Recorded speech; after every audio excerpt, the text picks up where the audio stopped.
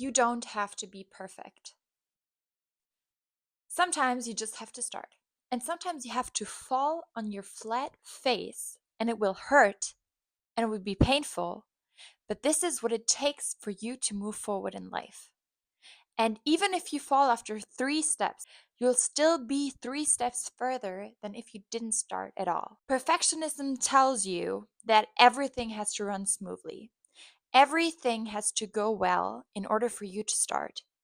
And in order for you to take that first step into the direction of whatever goal that you're trying to achieve right now. No. Perfectionism is nothing else than fear in disguise. Okay? It's your fear of failure, it's your fear of judgment, of embarrassment, of not being good enough, disappointing other people, disappointing people that think highly of you, and most importantly, disappointing yourself. And it's not ambition or high standards or anything noble like that. A lot of the times people say this as something positive. They say, oh, I'm such a perfectionist. I always try to do the tasks like perfectly and stuff. No, perfectionism is not a flex. Perfectionism is holding you back. It keeps you stuck. You have a concept of yourself in your mind that you're trying to uphold, right? That's what I talked about.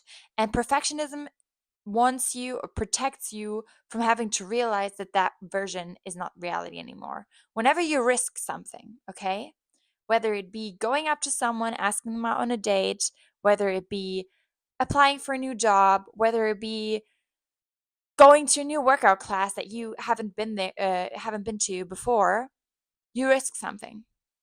You put yourself out there and try something that you know you're probably not perfect at, that you know maybe you can't even do. You risk destroying that version of you that you believed yourself to be. Think about it. How many ideas have you had that you didn't try out, that you never started? How many projects are in your drafts? Maybe you wanted to start whatever, a social media career, and there are plenty of drafts, but you just can't post them because you're so scared. How many goals have you researched endlessly? So you've done like a rabbit hole deep dive into marathon training, but you never started because you were scared. How many times have you wanted to feel ready to do something, but that feeling of readiness never came? I'm telling you one thing right now. The people that you look up to, whether it be David Goggins or Joe Rogan, Andrew Huberman, someone in your personal environment that you look up to, someone you admire, they didn't get where they are by only doing what they're good at. That's the catch. They got there by being willing to suck at something first, to be a beginner, to be an amateur. And the thing with perfectionism is it doesn't let you suck. It only keeps you in the safe zone. And the safe zone is not the growth zone, which means it doesn't let you learn. It doesn't let you evolve. We don't get better without failure. Failure and success, they are buddies, okay? They go hand in hand. You can't have one without the other. And this is what you have to realize. Where did this perfectionism come from? Maybe you ask yourself, why am I this way? Why am I so scared to fail? Why is this holding me back? Perfectionism doesn't appear out of nowhere, okay? It usually comes from a mix of early praise. You've probably, when you've grown up, there's this gifted kid syndrome, gifted kid burnout syndrome, right? And it really comes from the fact that you, as a kid, have probably been praised for something. Maybe you were always the smart one, the sporty one, the talented one, the responsible one, okay? And you've built an identity based on those praises. So you learn that mistakes threatened this identity because your whole identity was centered around being good, right?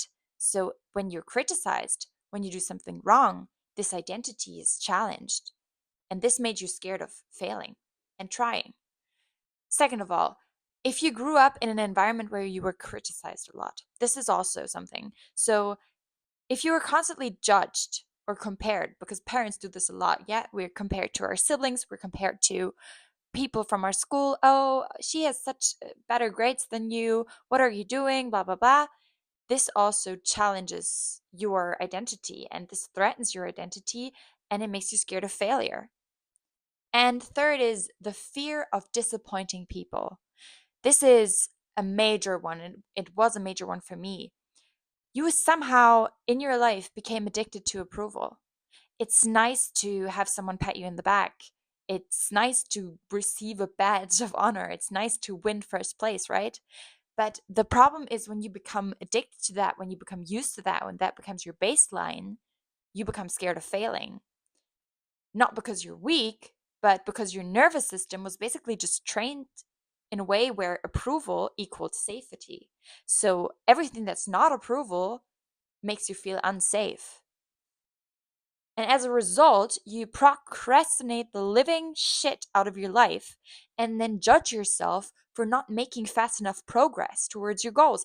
See the conflict here? You can't judge yourself for not getting ahead fast enough if you can't even get yourself to start because you're so scared to fail. What this perfectionism does is it makes you fragile because you're so dependent on other people and on other people's approval.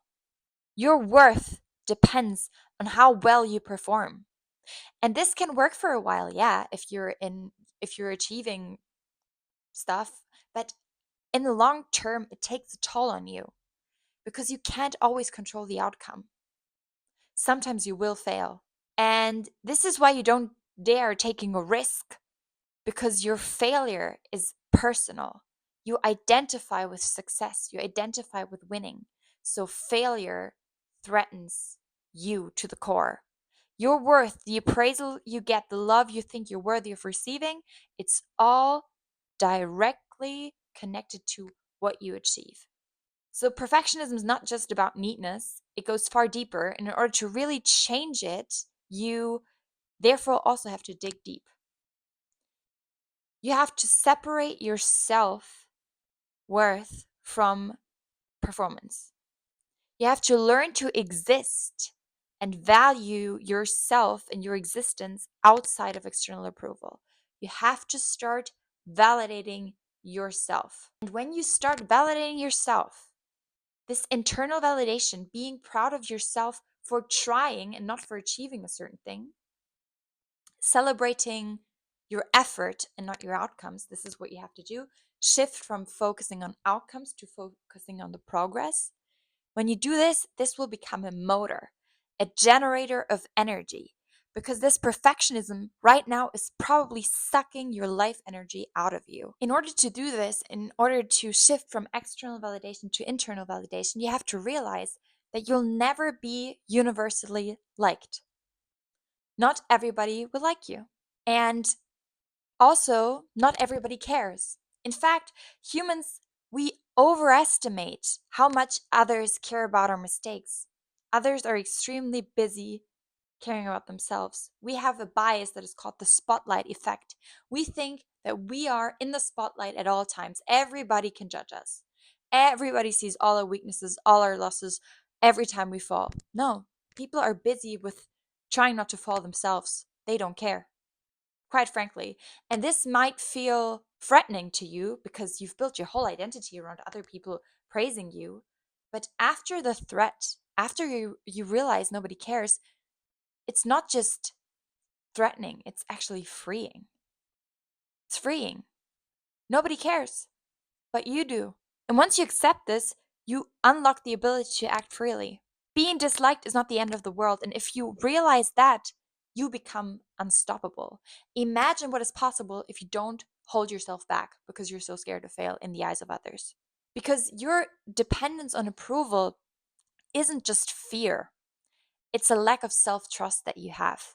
And you have to rebuild the self-trust that you've lost somewhere along the way in order to rebuild your strength. So what I would recommend you do is keep promises that you make to yourself.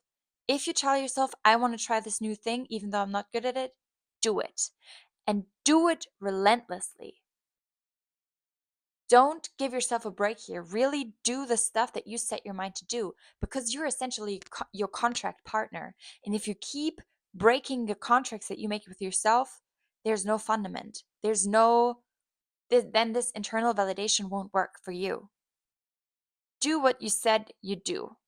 Complete things and complete them imperfectly. Stuff does not always have to be perfect. Okay? Show up for yourself. And every finished task that you have, that you do, is like something that you invest into your future self. Every imperfect action is sort of a rep where you're teaching yourself that you don't have to be perfect. Develop a growth mindset. So the belief that your ability grows through effort and mistakes. Focus on the process, not on the outcomes. And what you have to really realize is with perfectionism, you're sort of stuck in a brain loop. And it goes somewhat like this. You want to do something. You imagine a perfect version of it. And your brain starts comparing this fantasy version of it that is probably very vague as well. You don't really know, to your current skill. The gap that you then sense between what you want to do and what you're actually able to do feels so big and so humiliating that you avoid the tasks. Then you feel relieved in the short run, because also dopamine is released when you avoid something that you're scared of. And later comes the guilt of not trying, the guilt of being scared. And you have to break that cycle by stopping this envisioning this perfect version of the task that you want to do. Stop it. Rather than say, oh, how could this look like ideally? Think to yourself, okay, how will I manage this? I wonder if I can do this. I wonder if this will work. I hope it will work. I wonder if it does. I'm just going to try. This is the growth mindset. Like sometimes even being excited to fail, because this means that you've kind of pushed yourself to your limits. This is what you have to do. And then again, validate yourself and validate yourself for trying and not for achieving. This is how you get out of this perfectionism vicious cycle. You don't need to be perfect to start. You need to start to become anything at all. Everything you want lies on the other side of failing. You have to fail first. Your future self isn't waiting for you to be flawless, okay?